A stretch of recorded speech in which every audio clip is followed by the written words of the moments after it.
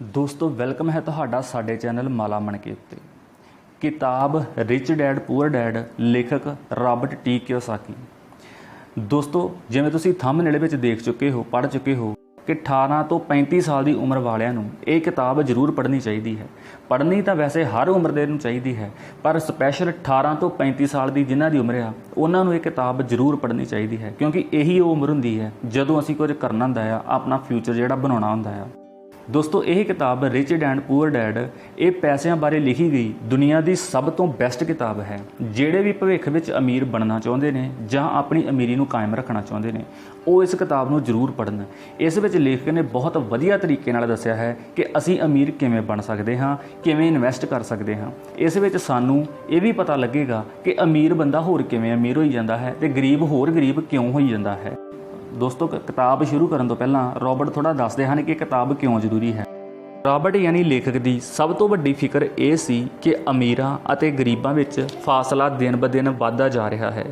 इस तरह ना केवल अमरीका विच हो रहा है बल्कि सारी दुनिया विच हो रहा है। रॉबर्ट के मुताबिक बच्चे सालां ताईं बेकार जही सिੱਖਿਆ विच अपना समा गुजारते हैं अते इहो ਜਿਹੇ विषयां नूं पढ़ते हैं ਜਿਹੜੇ उन्हां दे जीवन विच कदे भी ते किते भी काम नहीं आउण वाले अते ਉਹ ਇਹੋ ਜਿਹੀ दुनिया लई तैयारी करते रहंदे हैं जिस दा हुण नामो निशान भी नहीं बचिਆ। ਅੱਜ ਤੁਸੀਂ ਕਿਵੇਂ ਵੀ ਬੱਚੇ ਨੂੰ ਜਿਹੜੀ ਸਭ ਤੋਂ ਖਤਰਨਾਕ ਸਲਾਹ ਦੇ ਸਕਦੇ ਹੋ ਉਹ ਇਹ ਹੈ ਕਿ ਸਕੂਲ ਜਾਓ ਤੇ ਚੰਗੇ ਨੰਬਰ ਲਿਆਓ ਤੇ ਕੋਈ ਸੁਰੱਖਿਅਤ ਨੌਕਰੀ ਲੱਭੋ। ਇਹ ਬੜੀ ਪੁਰਾਣੀ ਤੇ ਬੇਕਾਰ ਸਲਾਹ ਹੈ। ਜੇਕਰ ਤੁਸੀਂ ਇਹ ਦੇਖ ਸਕਦੇ ਹੋ ਕਿ ਏਸ਼ੀਆ, ਯੂਰਪ, ਦੱਖਣੀ ਅਮਰੀਕਾ 'ਚ ਕੀ ਹੋ ਰਿਹਾ ਹੈ ਤਾਂ ਤੁਸੀਂ ਵੀ ਉਤਨੇ ਹੀ ਫਿਕਰਮੰਦ ਹੋਵੋਗੇ ਜਿਤਨਾ ਕਿ ਮੈਂ ਹਾਂ। ਰੌਬਰਟ ਦੇ ਅਨੁਸਾਰ ਇਹ ਮਾੜੀ ਸਲਾਹ ਹੈ, ਕਿਉਂਕਿ ਜੇਕਰ ਤੁਸੀਂ ਚਾਹੁੰਦੇ ਹੋ ਕਿ ਤੁਹਾਡੇ ਬੱਚੇ ਦਾ ਭਵਿੱਖ ਆਰਥਿਕ ਤੌਰ ਤੇ ਸੁਰੱਖਿਅਤ ਹੋਵੇ ਤਾਂ ਤੁਸੀਂ ਪੁਰਾਣੇ ਅਸੂਲਾਂ ਦੇ ਸਹਾਰੇ ਨਵੀਂ ਖੇਡ ਨਹੀਂ ਖੇਡ ਸਕਦੇ। ਇਹ ਬੜਾ ਖਤਰਨਾਕ ਹੋਵੇਗਾ। ਬੱਚਿਆਂ ਨੂੰ ਇਹ ਕਹਿਣਾ ਮੂਰਖਤਾ ਹੈ ਕਿ ਚੰਗੀ ਸਿੱਖਿਆ ਪ੍ਰਾਪਤ ਕਰੋ। ਇਹ ਸੋਚਣਾ ਮੂਰਖਤਾ ਹੈ ਕਿ ਸਕੂਲਾਂ 'ਚ ਦਿੱਤੀ ਜਾ ਰਹੀ ਸਿੱਖਿਆ ਨਾਲ ਬੱਚੇ ਉਸ ਦੁਨੀਆ ਦਾ ਸਾਹਮਣਾ ਕਰਨ ਲਈ ਤਿਆਰ ਹੋ ਜਾਣਗੇ ਜਿਸ 'ਚ ਉਹ ਕਾਲਜ ਤੋਂ ਬਾਅਦ ਪੁੱਜਣ ਵਾਲੇ ਹਨ। ਹਰ ਬੱਚੇ ਨੂੰ ਜ਼ਿਆਦਾ ਸਿੱਖਿਆ ਦੀ ਲੋੜ ਹੈ, ਇੱਕ ਵੱਖਰੀ ਤਰ੍ਹਾਂ ਦੀ ਸਿੱਖਿਆ ਦੀ, ਵੱਖਰੇ ਢੰਗਾਂ ਦੇ ਅਸੂਲਾਂ ਨੂੰ ਜਾਣਨ ਦੀ। ਦੌਲਤ ਦੇ ਕੁਝ ਅਸੂਲ ਹੁੰਦੇ ਹਨ ਜਿਨ੍ਹਾਂ ਨਾਲ ਅਮੀਰ ਖੇਡਦੇ ਹਨ ਤੇ ਦੌਲਤ ਦੇ ਕੁਝ ਹੋਰ ਅਸੂਲ ਹੁੰਦੇ ਹਨ ਜਿਨ੍ਹਾਂ ਨਾਲ ਬਾਕੀ 95% ਲੋਕ ਖੇਡਦੇ ਹਨ ਤੇ ਉਹ 95% ਲੋਕ ਉਹਨਾਂ ਅਸੂਲਾਂ ਨੂੰ ਆਪਣੇ ਘਰਾਂ ਤੇ ਸਕੂਲਾਂ 'ਚ ਸਿੱਖਦੇ ਹਨ। ਇਸ ਕਰਕੇ ਅੱਜ ਕੱਲ੍ਹ ਕਿਸੇ ਵੀ ਬੱਚੇ ਨੂੰ ਇਹ ਕਹਿਣਾ ਖਤਰਨਾਕ ਹੈ ਕਿ ਦਿਲ ਲਾ ਕੇ ਪੜ੍ਹੋ ਤੇ ਚੰਗੀ ਨੌਕਰੀ ਲੱਭੋ। ਅੱਜ ਬੱਚਿਆਂ ਨੂੰ ਵੱਖਰੇ ਢੰਗ ਨਾਲ ਸਿੱਖਿਆ ਦੇਣ ਦੀ ਲੋੜ ਹੈ ਤੇ ਅੱਜ ਦੀ ਇਹ ਸਿੱਖਿਆ ਨੀਤੀ ਉਹਨਾਂ ਨੂੰ ਕੁਝ ਬੁਨਿਆਦੀ ਗੱਲਾਂ ਨਹੀਂ ਸਿਖਾ ਪਾਉਂਦੀ। ਇਸ ਗੱਲ ਨਾਲ ਕੋਈ ਫਰਕ ਨਹੀਂ ਪੈਂਦਾ ਕਿ ਕਲਾਸ 'ਚ ਕਿਤਨੇ ਰੂਮ ਤੇ ਕਿਤਨੇ ਕੰਪਿਊਟਰ ਪਏ ਹੋਏ ਹਨ ਜਾਂ ਸਕੂਲ ਕਿਤਨੇ ਪੈਸੇ ਖਰਚ ਕਰ ਰਹੇ ਹਨ। ਜਦੋਂ ਵਿਦਿਅਕ ਨੀਤੀ 'ਚ ਇਹ ਵਿਸ਼ਾ ਹੀ ਨਹੀਂ ਤਾਂ ਉਸ ਨੂੰ ਕਿਵੇਂ ਪੜ੍ਹਾਇਆ ਜਾ ਸਕਦਾ ਹੈ। ਦੋ ਡੈਡੀਆਂ ਨਾਲ ਵਧੇ ਪਲੇ ਮੇਰੇ ਸਾਹਮਣੇ ਦੋ ਵੱਖ-ਵੱਖ ਟੀਚੇ ਹੁੰਦੇ ਸਨ। यानी दोस्तों ਜਿਹੜੇ ਲੇਖਕ ਸਨ ਉਹ ਆਪਣੇ ਦੋ ਡੈਡੀਆਂ ਦੀ ਗੱਲ ਕਰਦੇ ਹਨ। ਇੱਕ ਉਹਨਾਂ ਦੇ ਆਪਣੇ ਅਸਲੀ ਡੈਡੀ ਤੇ ਦੂਜੇ ਆਪਣੇ ਫਰੈਂਡ ਦੇ ਡੈਡੀ।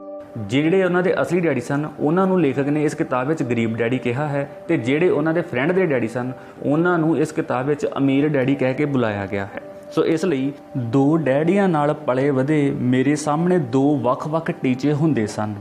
ਮੇਰੇ ਪੜ੍ਹੇ ਲਿਖੇ ਡੈਡੀ ਮੈਨੂੰ ਕਾਰਪੋਰੇਸ਼ਨ 'ਚ ਨੌਕਰੀ ਕਰਨ ਦੀ ਸਲਾਹ ਦਿੰਦੇ ਸਨ ਤੇ ਮੇਰੇ ਅਮੀਰ ਡੈਡੀ ਮੈਨੂੰ ਕਾਰਪੋਰੇਸ਼ਨ ਦਾ ਮਾਲਕ ਬਣਨ ਦੀ। ਦੋਨਾਂ ਹੀ ਕੰਮਾਂ 'ਚ ਸਿੱਖਿਆ ਦੀ ਲੋੜ ਸੀ, ਪਰ ਪੜ੍ਹਾਈ ਦੇ ਵਿਸ਼ੇ ਬਿਲਕੁਲ ਵੱਖਰੇ ਵੱਖਰੇ ਸਨ। ਪੜ੍ਹੇ ਲਿਖੇ ਡੈਡੀ ਮੈਨੂੰ ਸਮਾਰਟ ਬਣਨ ਲਈ ਹੱਲਾਸ਼ੇਰੀ ਦਿੰਦੇ ਸਨ ਤੇ ਅਮੀਰ ਡੈਡੀ ਮੈਨੂੰ ਇਹ ਜਾਣਨ ਲਈ ਕਿ ਕਿਵੇਂ ਸਮਾਰਟ ਲੋਕਾਂ ਦੀਆਂ ਸੇਵਾਵਾਂ ਲਈਆਂ ਜਾਣ। ਦੋ ਡੈਡੀਆਂ ਦੇ ਹੋਣ ਕਾਰਨ ਕਈ ਸਮੱਸਿਆਵਾਂ ਵੀ ਪੈਦਾ ਹੋਈਆਂ। ਮੇਰੇ ਅਸਲੀ ਡੈਡੀ ਹਵਾਈ ਸਟੇਟ 'ਚ ਸਿੱਖਿਆ ਪ੍ਰਮੁੱਖ ਸਨ। ਜਦੋਂ ਮੈਂ 16 ਸਾਲਾਂ ਦਾ ਹੋਇਆ ਤਾਂ ਮੈਨੂੰ ਇਹ ਗੱਲ ਕੋਈ ਖਾਸ ਤੰਗ ਨਹੀਂ ਸੀ ਕਰ ਰਹੀ ਕਿ ਜੇਕਰ ਮੈਨੂੰ ਚੰਗੇ ਨੰਬਰ ਨਹੀਂ ਮਿਲਦੇ ਤਾਂ ਮੈਨੂੰ ਕੋਈ ਚੰਗੀ ਨੌਕਰੀ ਨਹੀਂ ਮਿਲੇਗੀ। ਮੈਂ ਪਹਿਲਾਂ ਤੋਂ ਹੀ ਇਹ ਜਾਣਦਾ ਸੀ ਕਿ ਮੇਰੇ ਕੈਰੀਅਰ ਦਾ ਨਿਸ਼ਾਨਾ ਸੀ ਕਾਰਪੋਰੇਸ਼ਨ ਦਾ ਮਾਲਕ ਬਣਨਾ, ਨਾ ਕਿ ਉਸ 'ਚ ਨੌਕਰੀ ਕਰਨਾ। ਮੇਰਾ ਦਾਅਵਾ ਹੈ ਕਿ ਅਮੀਰ ਲੋਕ ਆਪਣੇ ਬੱਚਿਆਂ ਨੂੰ ਵੱਖਰੀ ਤਰ੍ਹਾਂ ਦੀ ਸਿੱਖਿਆ ਦਿੰਦੇ ਹਨ। ਮੈਂ ਲੋਕਾਂ ਨੂੰ ਇਹ ਦੱਸਣਾ ਚਾਹੁੰਦਾ ਹਾਂ ਕਿ ਕੋਈ ਵੀ ਇਨਸਾਨ ਜੇਕਰ ਇਹਨਾਂ ਨੂੰ ਦ੍ਰਿੜ ਕਰ ਲਵੇ ਤਾਂ ਉਹ ਅਮੀਰ ਬਣ ਸਕਦਾ ਹੈ। ਜੇਕਰ ਤੁਸੀਂ ਇੱਕ ਮਾਲੀ ਜਾਂ ਗੇਟਕੀਪਰ ਹੋ ਜਾਂ ਪੂਰੀ ਤਰ੍ਹਾਂ ਬੇਰੁਜ਼ਗਾਰ ਵੀ ਹੋ ਤਾਂ ਵੀ ਤੁਹਾਡੇ 'ਚ ਆਪਣੇ ਆਪ ਨੂੰ ਤੇ ਆਪਣੇ ਪਰਿਵਾਰ ਦੇ ਲੋਕਾਂ ਨੂੰ ਵਿੱਤ ਸੰਬੰਧੀ ਗੱਲਾਂ ਸਿਖਾਉਣ ਦੀ ਕਾਬਲੀਅਤ ਹੈ। ਯਾਦ ਰੱਖੋ ਕਿ ਵਿੱਤ ਸੰਬੰਧੀ ਬੁੱਧੀ ਉਹ ਦਿਮਾਗੀ ਤਰੀਕਾ ਹੈ ਜਿਸ ਨਾਲ ਅਸੀਂ ਆਪਣੀਆਂ ਪੈਸੇ ਸੰਬੰਧੀ ਸਮੱਸਿਆਵਾਂ ਨੂੰ ਸੁਲਝਾਉਂਦੇ ਹਾਂ। ਅੱਜ ਅਸੀਂ ਇਹੋ ਜਿਹੇ ਵਿਸ਼ਵ ਵਿਆਪੀ ਤਕਨੀਕੀ ਪਰਿਵਰਤਨਾਂ ਦਾ ਸਾਹਮਣਾ ਕਰ ਰਹੇ ਹਾਂ ਜਿਨ੍ਹਾਂ ਦਾ ਸਾਹਮਣਾ ਅਸੀਂ ਅੱਜ ਤੋਂ ਪਹਿਲਾਂ ਕਦੇ ਨਹੀਂ ਕੀਤਾ। ਕਿਸੇ ਦੇ ਕੋਲ ਵੀ ਜਾਦੂ ਦੀ ਪੁੜੀ ਨਹੀਂ ਹੈ, ਪਰ ਇੱਕ ਗੱਲ ਤਾਂ ਪੱਕੀ ਹੈ ਕਿ ਇਹੋ ਜਿਹੇ ਪਰਿਵਰਤਨ ਸਾਡੇ ਸਾਹਮਣੇ ਆਉਣ ਵਾਲੇ ਹਨ ਜਿਹੜੇ ਸਾਡੀ ਹਕੀਕਤ ਤੋਂ ਪਰੇ ਹਨ। ਕੌਣ ਜਾਣੇ ਭਵਿੱਖ ਸਾਡੇ ਲਈ ਕੀ ਲਿਆਉਂਦਾ ਹੈ, ਪਰ ਜੋ ਕੁਝ ਵੀ ਹੋਵੇ ਸਾਡੇ ਕੋਲ ਦੋ ਬੁਨਿਆਦੀ ਵਿਕਲਪ ਮੌਜੂਦ ਹਨ। ਜਾਂ ਤਾਂ ਅਸੀਂ ਸੁਰੱਖਿਆ ਦੀ ਰਾਹ ਉੱਤੇ ਚੱਲੀਏ, ਜਾਂ ਫਿਰ ਅਸੀਂ ਸਮਾਰਟ ਬਣ ਕੇ ਆਪਣੇ ਆਪ ਨੂੰ ਪੈਸੇ ਸੰਬੰਧੀ ਖਿੱਤਿਆਂ 'ਚ ਸਿੱਖਿਅਤ ਕਰੀਏ ਤੇ ਆਪਣੇ ਬੱਚਿਆਂ ਦੀ ਆਰਥਿਕ ਪ੍ਰਤਿਭਾ ਨੂੰ ਜਾਗਰਤ ਕਰੀਏ। ਤਾਂ ਦੋਸਤੋ, ਇੱਥੋਂ ਤੱਕ ਇਹ ਹੋ ਗਿਆ ਕਿ ਇਹ ਕਿਤਾਬ ਕਿਉਂ ਲਿਖੀ ਗਈ ਹੈ। ਤੇ ਹੁਣ ਅੱਗੇ ਇਹਦੇ ਪਹਿਲੇ ਅਧਿਆਏ 'ਤੇ ਆਉਂਦੇ ਹਾਂ ਤੇ ਸ਼ੁਰੂ ਕਰਦੇ ਹਾਂ ਇਸ ਕਿਤਾਬ ਦੇ ਜਿਹੜੇ ਮੇਨ ਲੈਸਨ ਨੇ।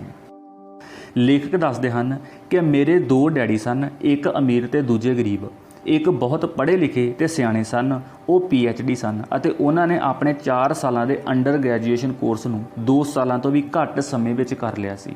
ਇਸ ਤੋਂ ਬਾਅਦ ਉਹ ਅੱਗੇ ਪੜ੍ਹਨ ਲਈ ਸਟੈਨਫੋਰਡ ਯੂਨੀਵਰਸਿਟੀ ਆਫ ਸ਼ਿਕਾਗੋ ਤੇ ਨਾਰਥ ਵੈਸਟਰਨ ਯੂਨੀਵਰਸਿਟੀ ਗਏ ਤੇ ਇਹ ਸਾਰਾ ਕੁਝ ਉਹਨਾਂ ਨੇ ਪੂਰੀ ਤਰ੍ਹਾਂ ਸਕਾਲਰਸ਼ਿਪ ਦੇ ਆਸਰੇ ਹੀ ਕੀਤਾ। ਮੇਰੇ ਦੂਜੇ ਡੈਡੀ 8ਵੀਂ ਤੋਂ ਅੱਗੇ ਨਹੀਂ ਸੀ ਪੜ੍ਹੇ। ਦੋਵੇਂ ਹੀ ਆਪਣੇ ਕਰੀਅਰ ਵਿੱਚ ਸਫਲ ਸਨ। ਦੋਨਾਂ ਨੇ ਸਾਰੀ ਜ਼ਿੰਦਗੀ ਕਰੜੀ ਮਿਹਨਤ ਕੀਤੀ। ਦੋਨਾਂ ਨੇ ਹੀ ਕਾਫੀ ਪੈਸਾ ਕਮਾਇਆ, ਪਰ ਉਹਨਾਂ 'ਚੋਂ ਇੱਕ ਸਾਰੀ ਜ਼ਿੰਦਗੀ ਪੈਸਿਆਂ ਲਈ ਪਰੇਸ਼ਾਨ ਹੁੰਦਾ ਰਿਹਾ ਤੇ ਦੂਜਾ ਹਵਾਈ ਸਟੇਟ ਦਾ ਸਭ ਤੋਂ ਜ਼ਿਆਦਾ ਅਮੀਰ ਵਿਅਕਤੀਆਂ 'ਚੋਂ ਇੱਕ ਬਣ ਗਿਆ। ਇੱਕ ਦੇ ਮਰਨ ਉੱਤੇ ਉਸ ਦੇ ਪਰਿਵਾਰ, ਚਰਚ ਅਤੇ ਲੋੜਵੰਦਾਂ ਨੂੰ ਕਰੋੜਾਂ ਡਾਲਰ ਦੀ ਦੌਲਤ ਮਿਲੀ ਤੇ ਦੂਜਾ ਆਪਣੇ ਪਿੱਛੇ ਕਰਜ਼ ਛੱਡ ਕੇ ਮਰਿਆ। ਮੇਰੇ ਦੋਵੇਂ ਡੈਡੀ ਆਪਣੇ ਇਰਾਦਿਆਂ ਦੇ ਪੱਕੇ, ਚਮਤਕਾਰੀ ਤੇ ਪ੍ਰਭਾਵਸ਼ਾਲੀ ਸਨ। ਦੋਵੇਂ ਮੈਨੂੰ ਸਲਾਹਾਂ ਦਿੰਦੇ, ਪਰ ਉਹਨਾਂ ਦੀਆਂ ਸਲਾਹਾਂ ਇੱਕੋ ਜਿਹੀਆਂ ਨਹੀਂ ਸਨ। ਦੋਵੇਂ ਹੀ ਸਿੱਖਿਆ 'ਤੇ ਬੜਾ ਜ਼ੋਰ ਦਿੰਦੇ ਸਨ, ਪਰ ਉਹਨਾਂ ਵੱਲੋਂ ਸੁਝਾਏ ਗਏ ਪੜ੍ਹਾਈ ਦੇ ਵਿਸ਼ੇ ਵੱਖੋ ਵੱਖ ਸਨ।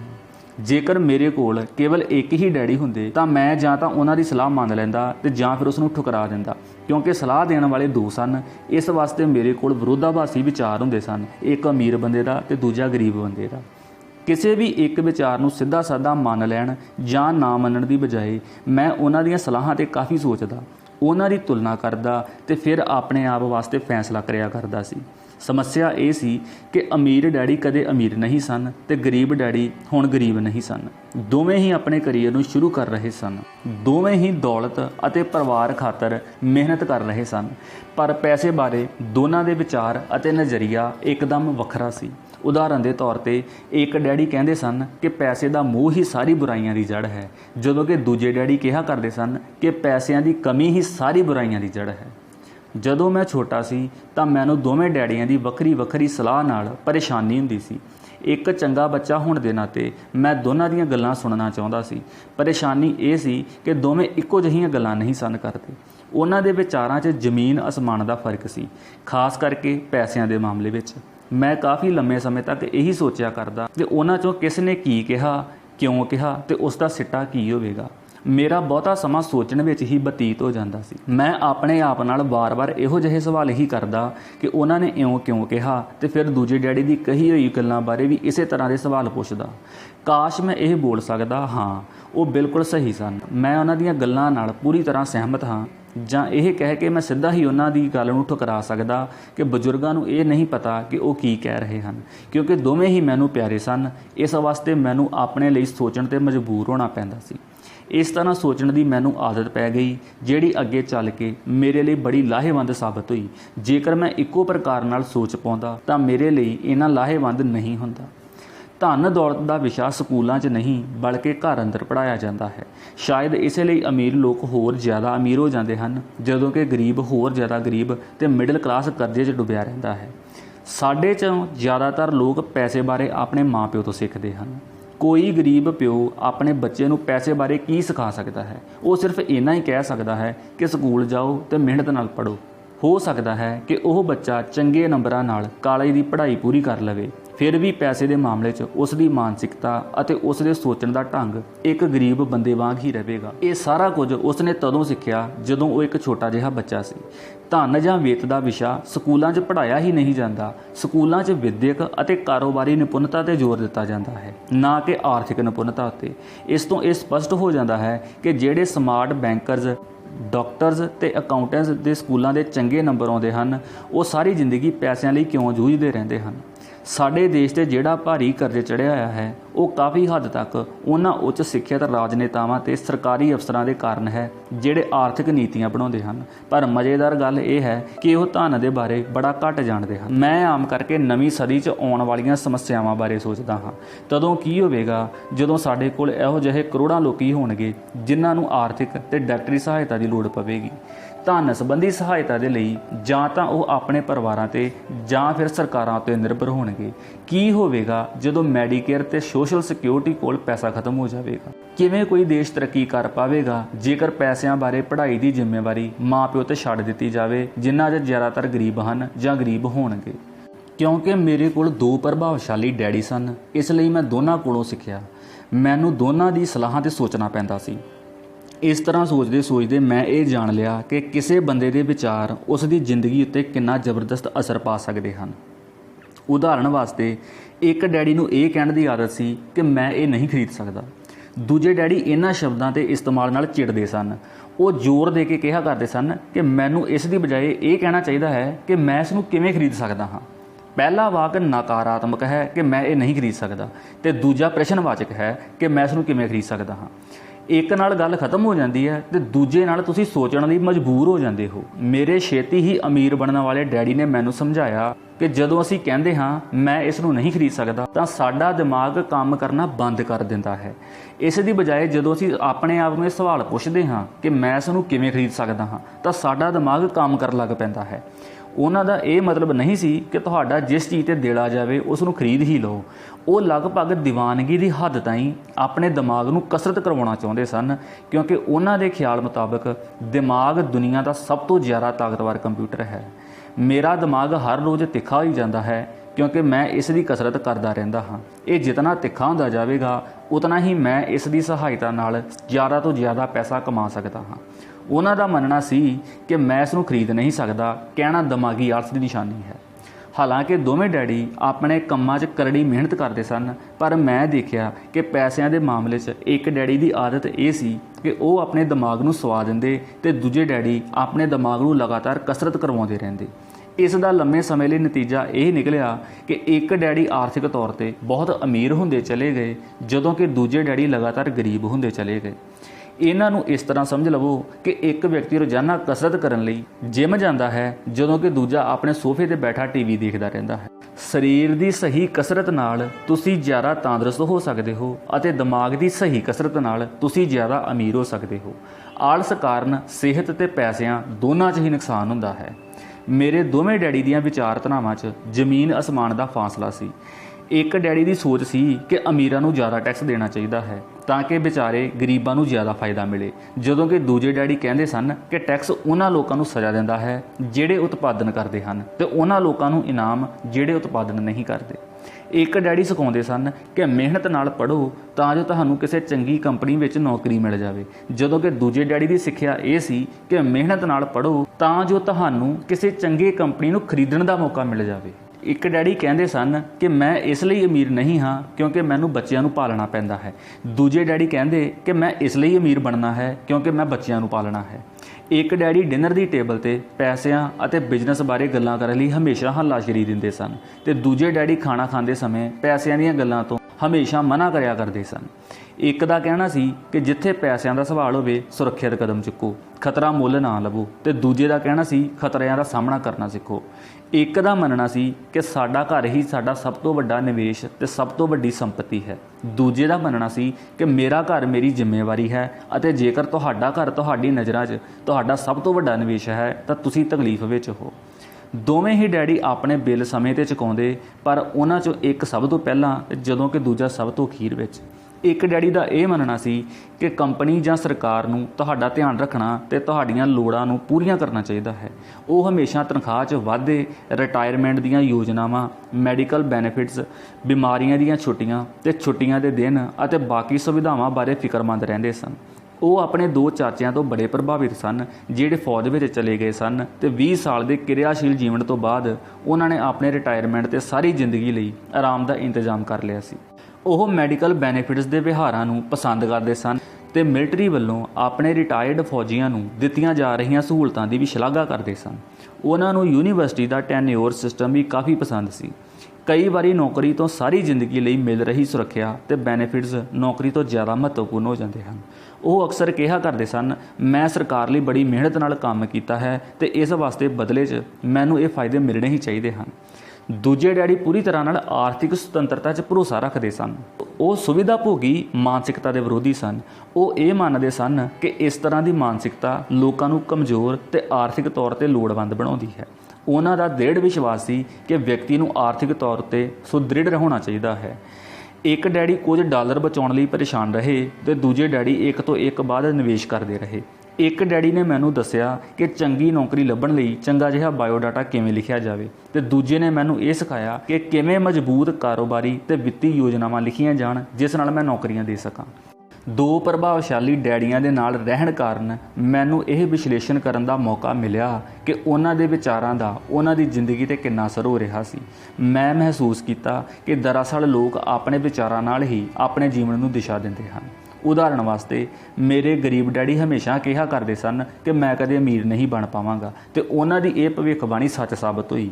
ਦੂਜੇ ਪਾਸੇ ਮੇਰੇ ਅਮੀਰ ਡੈਡੀ ਹਮੇਸ਼ਾ ਆਪਣੇ ਆਪ ਨੂੰ ਅਮੀਰ ਹੀ ਸਮਝਦੇ ਸਨ। ਉਹ ਇਸ ਤਰ੍ਹਾਂ ਦੀਆਂ ਗੱਲਾਂ ਕਰਦੇ ਸਨ, ਮੈਂ ਅਮੀਰ ਹਾਂ ਤੇ ਅਮੀਰ ਲੋਕ ਇਹੋ ਜਿਹਾ ਨਹੀਂ ਕਰਦੇ।